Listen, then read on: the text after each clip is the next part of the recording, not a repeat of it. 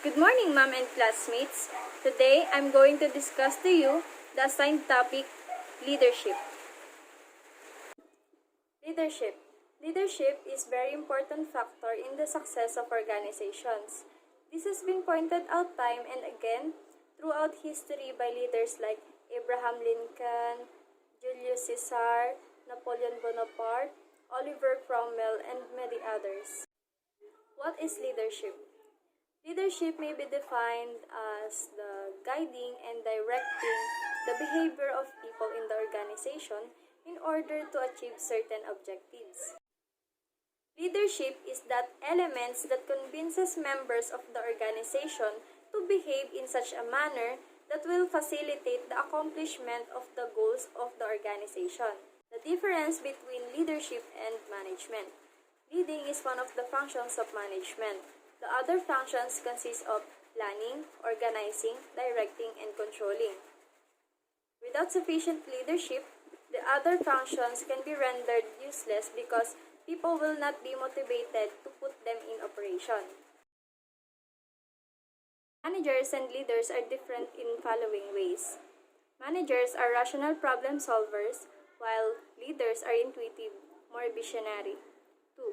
Managers perform other administrative functions such as planning, organizing, decision-making, and communicating. 3. Leaders are primarily concerned with results. Managers are concerned with the efficiency of results. And 4. Leaders obtain their power from below. Managers obtain theirs from above. Leadership are two kinds. First is formal and second is informal. Formal leadership refers to the process of influencing others to pursue official objectives. Formal leaders are vested with formal authority and as such, they generally measure of legitimate power. They rely on an expedient combination of reward, coercive, referent, and expert power. Informal leadership refers to the process of influencing others to pursue unofficial objectives. Informal leaders lack formal authority. Like formal leaders, they rely on an expedient combination of reward, coercive, referent, and expert power. Power and the leader. The main concern of leader is to influence people to behave as he wants them to. The leader, however, can influence only if he possesses power, and this emanates only from either the group or the leader. The basis of power that the leader may use to convince subordinates may be classified as either 1. Position power or 2. Personal power. Position power is that power derived as a consequence of leader's position. It consists of the following types. 1. Legitimate power. 2. Reward power. And 3. Coercive power. Legitimate power, also referred to as authority. This power emanates from a person's position in the organization. A manager, for instance, is given the right by the organization to influence or command certain individuals. Orders from him are followed by the subordinates because he has the legitimate power to command certain subordinates in lower position. When an order is not followed, the offending subordinate is subjected to disciplinary action. Reward power. This power emanates from one's ability to grant rewards to those who comply with a command or request. The leader's capacity to provide promotions, money, praise, and other rewards influences the behavior of subordinates. Coercive power. This power arises from the expectation of subordinates that they will be punished if they do not conform to the wishes of the leader. The punishment can take the form of dismissal, suspension, and transfer to a less desirable task and the likes.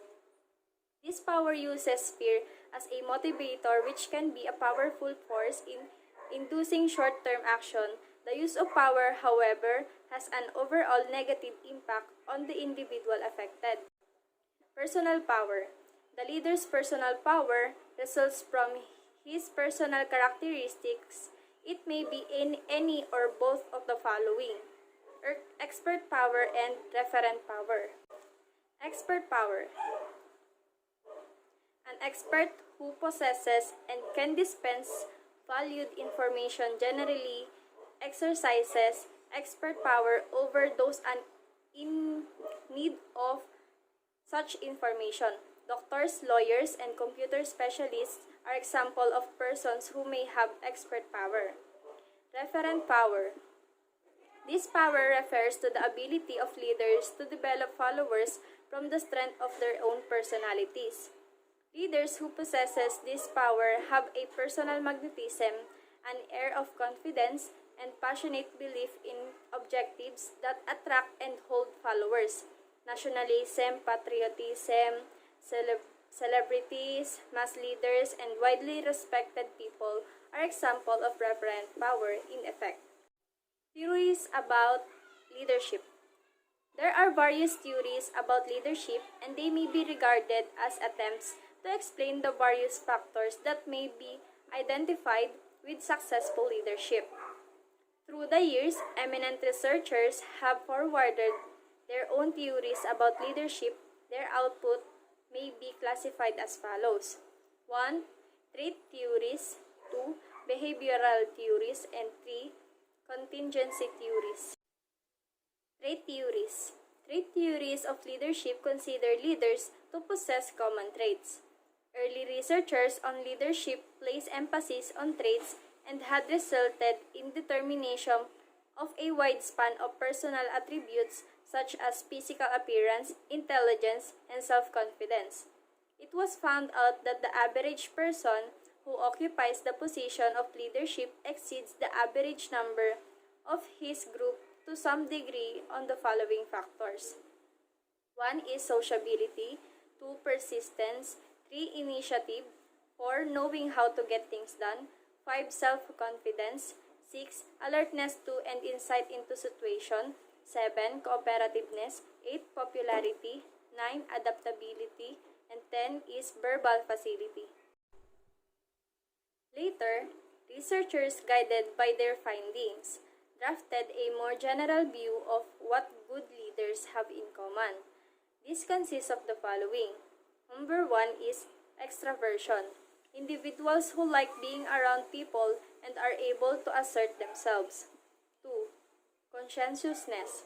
Individuals who are disciplined and keep commitments that they make. 3. Openness. Individuals who are creative and flexible. 4. Emotional intelligence. Individuals who are able to understand and manage their personal feelings and emotions, as well as their emotions towards other individuals, events, and objects. A single statement that derives what trait theories assume is that leaders are born than made. Behavioral theories.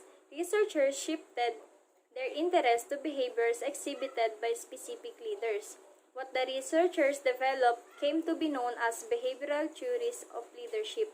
These theories propose that specific behaviors differentiate leaders from non-leaders. 4 theories related to leadership behavior will be presented in this section. These are as follows: the Ohio State University Studies, the University of Michigan Studies, the Yale Studies, and for the managerial grid. Ohio State University Studies, an important leadership research program, was started at Ohio State University during the late 1940s. The researchers sought to identify independent dimensions of leader behavior. The 2 dimensions were referred as number 1 is initiating structure and number 2, consideration. Initiating structure refers to the extent to which a leader is likely to define his or her role and those of employees in the search of goal attainment. Consideration describes the degree to which the leader creates an environment of emotional support, warmth, friendliness, and trust. University of Michigan Studies. At about the same time that the Ohio State University was engaged in a search program on leadership, The researchers at the University of Michigan were also making attempts to locate behavioral characteristics of leaders that appeared to be related to measures of performance effectiveness. The effectiveness criteria used are as follows. 1. Productivity for work hour or other similar measures of the organization's success in achieving its production goals. 2. Job satisfaction of members of the organizations. 3. Turnover, absenteeism, and grievance rates. 4. Cost. 5 is scrap loss, and 6. Employee and managerial motivation. In the course of their studies, the researchers identified two distinct styles of leadership. Number 1 is job-centered and 2, employee-centered. Job-centered managers set tight work standards, organize tasks carefully, prescribes the work methods to be followed, and supervise closely. Employee-centered managers encourage group members to participate in goal setting and other work decisions and help to ensure high performance by engendering trust and mutual respect. The researchers found out that the most productive work groups tended to have leaders who are employee-centered rather than job-centered. Yelp studies. Other researchers like Gary M. Yelp made one step further than the Michigan and Ohio state studies. He and his colleagues tried to seek answers to specific behavior of leaders for varying situations. They were able to isolate 19 behaviors consisting of the following. 1 is performance emphasis, the extent to which a leader emphasizes the importance of subordinate performance, tries to improve productivity and efficiency, tries to keep subordinates working up to their capacity, and checks on their performance. 2. Consideration. The extent to which a leader is friendly, supportive, and considerate in his or her behavior towards subordinates and tries to be fair and objective. 3. Praise recognition. The extent to which a leader provides praise and recognition to subordinates with effective performance, show appreciation for their special effort and contributions, and make sure they get credit for their helpful ideas and suggestions. 4. Decision participation. The extent to which a leader consults with subordinates and otherwise allows them to influence his or her decisions. 5. Training and coaching. The extent to which a leader determines training needs for subordinates and provides any necessary training and coaching. 6. Problem solving. The extent to which a leader takes the initiative in proposing solutions to serious work-related problems and acts decisively to deal with such problems when a prompt solution is needed. 7. Working facilitation. The extent to which a leader obtains for subordinates any necessary supplies, equipment, support, services, or other resources, eliminates problems in the work environment, and removes other obstacles that interfere with the work. 8. Inspiration. 9. Structuring reward contingencies. 10. Autonomy delegation. 11. Role clarification. 12. Goal setting. 13. Information dissemination. 14. Planning. 15. Coordinating. 16. Representation. 17. Interaction facilitation. 18. Conflict management. And 19 is criticism discipline. The managerial grid. The managerial grid is a graphic portrayal of a two-dimensional view of leadership developed by Robert Blake and Jane Mouton. It is an approach to understanding a manager's concern for production and concern for people.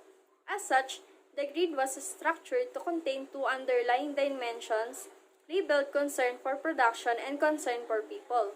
These attitudinal dimensions are coupled through interaction process.